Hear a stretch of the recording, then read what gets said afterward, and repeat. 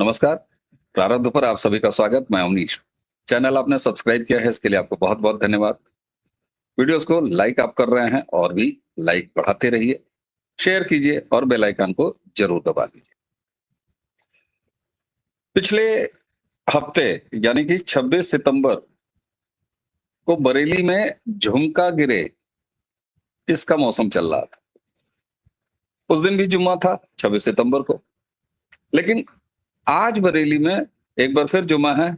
और बरेली में नहीं, जुम्मा तो सारी जगह है, लेकिन फिर एक दूसरे बम्बैया गाने की याद आ रही है। आज जुम्मा है बरेली में, आज एक बार फिर जुम्मा है 26 तारीख की उस घटना के बाद।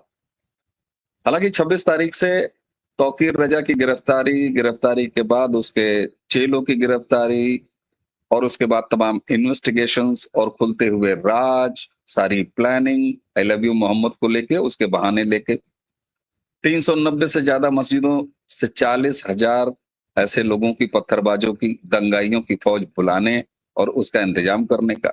उसके बाद बुलडोजर के भी सिलसिले जो भी चल रहे हैं, वो सारी कार्रवाइयां चल रही हैं। लेकिन आज जुम्मा है और ये जुम्मा जरा बरेली के लिए खास हो जाता है। हालांकि 8,000 पुलिसकर्मी उत्तर प्रदेश सरकार, उत्तर प्रदेश पुलिस, योगी सरकार ने वहां तैनात करके रखा है, जिसमें 4 SP, 19 ASP, 29 CO, 180 SHO, 10 PSC कंपनियां और 2 आरएएफ की कंपनियां, ये आज जुम्मा है गाते हुए बरेली की 4 थाना क्षेत्रों, जहां की बवाल का पूरा अड्डा है और जहां उन 4 और 5 थाना क्षेत्रों को मिला के तो 390 मस्जिदें हैं, वहां पर तैनात है। माहौल बिगड़े नहीं, इसमें सोशल मीडिया का बेजा इस्तेमाल ना हो, इसके लिए भी 3 बजे तक बरेली में इंटरनेट बंद कर दिया गया है। सवाल ये होता है कि एक तरफ उत्तर प्रदेश के मुख्यमंत्री हैं जो कहते हैं चंड मुंड, हालांकि कल हमने रावण दहन भी कर लिया, हर साल करते हैं और सनातन की परंपरा है कि बुराई पर अच्छाई की जीत को हम याद करते हैं प्रतीकात्मक रूप से हर साल। तो साहब, योगी आदित्यनाथ जी के तेवर और उनके काम करने का तरीका, कल मैं आपको बताऊं, योगी जी अपने परंपरागत रूप में अपने गृह नगर गोरखपुर में थे, अपने पीठ पे, और वहां की एक परंपरा है, गोरक्षनाथ मंदिर से एक दशमी की या दशहरे की शोभा यात्रा निकलती है, मानसरोवर मंदिर तक आती है। बड़ा प्राचीन मंदिर है, उस मंदिर से ही लगा हुआ मानसरोवर रामलीला मैदान। परंपरागत वेशभूषा में आप में से बहुत सारे लोगों ने वो वीडियो भी देखा होगा। योगी जी आए और जैसा कि वो उद्बोधन देते हैं हमेशा की तरह, इस बार भी उनका उद्बोधन, कल भी योगी जी उसी तेवर में नजर आए। योगी जी ने लगातार एक एक चीज को एड्रेस किया, खास तौर से अमन चैन बिगाड़ने को एड्रेस किया। उसी के साथ उन्होंने धर्मांतरण पर फोकस किया। रामलीला के मंच से उन्होंने कहा कि सनातनी व्यवस्था को और हिंदू धर्म के अनुयायियों के धर्मांतरण की किसी भी कोशिश के खिलाफ हम मुकदमा तो छोड़ दीजिए, हम सख्त कानून लेके आ चुके हैं। लव जिहाद के बारे में भी उन्होंने कहा कि इसको होने नहीं दिया जाएगा। और ये सारा कुछ संकेत योगी आदित्यनाथ उस मंच से दे रहे थे जो कि परंपरागत मंच है। मेरा गृह नगर भी गोरखपुर है, तो कल मैं छुट्टी में अपने घर था और मैं पूरा भाषण भी सुना, उनकी शोभा यात्रा भी देखी। सवाल ये होता है कि एक तरफ योगी आदित्यनाथ न सिर्फ लॉ एंड ऑर्डर को, उत्तर प्रदेश के विकास को लेकर गंभीर हैं, दूसरी तरफ उत्तर प्रदेश जहां के लॉ एंड ऑर्डर की दुहाई दी जाती है, बुलडोजर चलने की दुहाई दी जाती है, अवैध पर कार्रवाई की दुहाई दी जाती है, वहां से ये बवाल क्यों शुरू कराया जा रहा है बार बार। कानपुर से ये बवाल शुरू हुआ, उसके बाद इसको अलीगढ़ लाया गया, अलीगढ़ लाने के बाद बरेली में आते आते मौलाना तौकीर रजा ने इतना बड़ा माहौल बना दिया। ये सोचने की बात है। बहुत सारे लोगों को ये आशंका थी कि अगर इस तरह का कोई उपद्रव कभी शुरू होगा तो वेस्ट बंगाल वो उर्वरक जमीन है जहां से ये शुरू होगा, लेकिन नहीं साहब, वेस्ट बंगाल में आप देखिए नहीं हो रहा, केरल नहीं हो रहा, बाकी राज्य तमिलनाडु नहीं हो रहा, झारखंड नहीं हो रहा, उत्तर प्रदेश क्यों हो रहा है?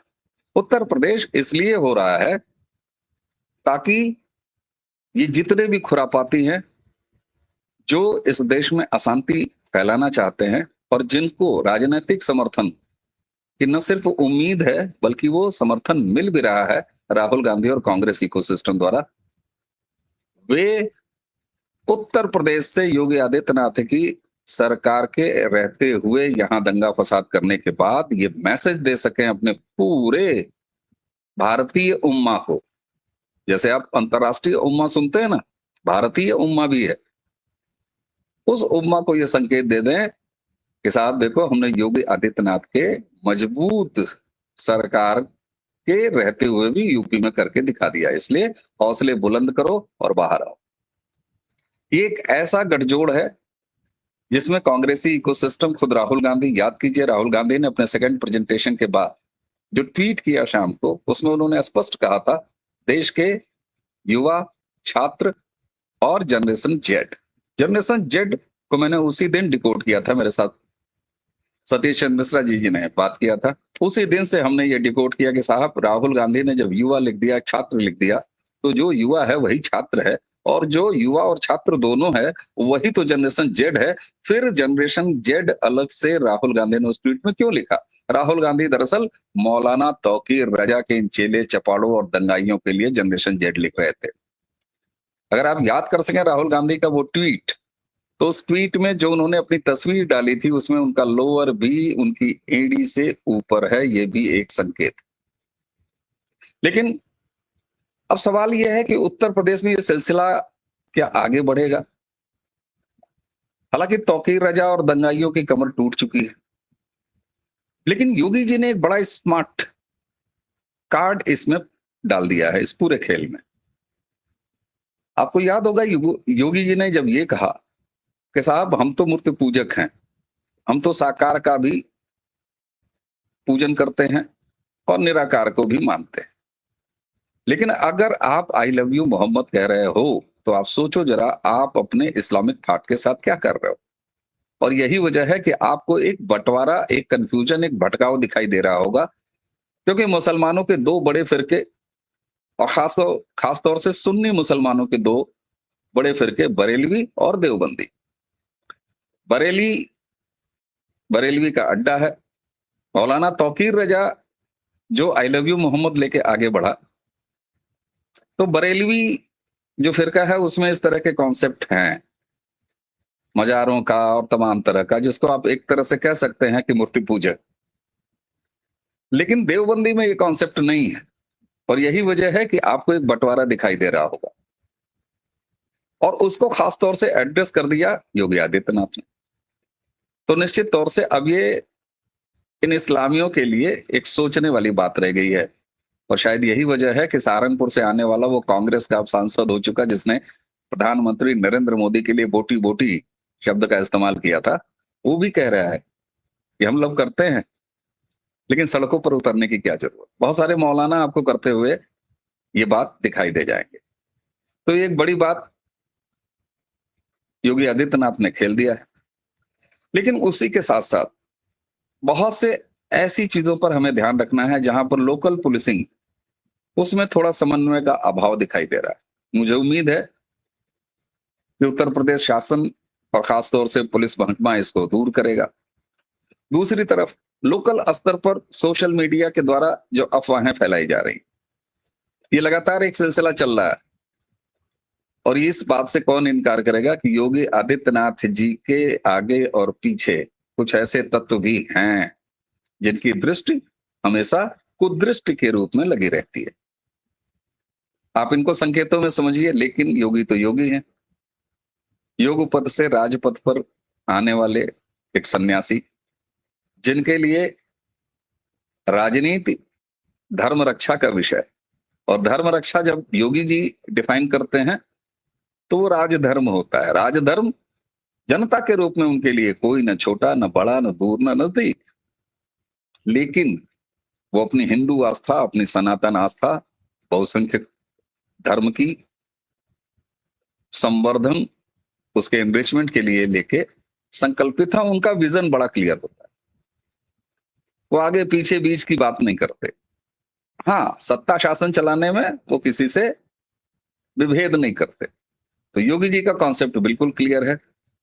इसलिए आज मुतमईन रहिए, मैं मुतमईन शब्द का इस्तेमाल कर रहा हूं, निश्चिंत रहिए, बरेली में कुछ भी नहीं होने वाला, सब शांति रहेगी।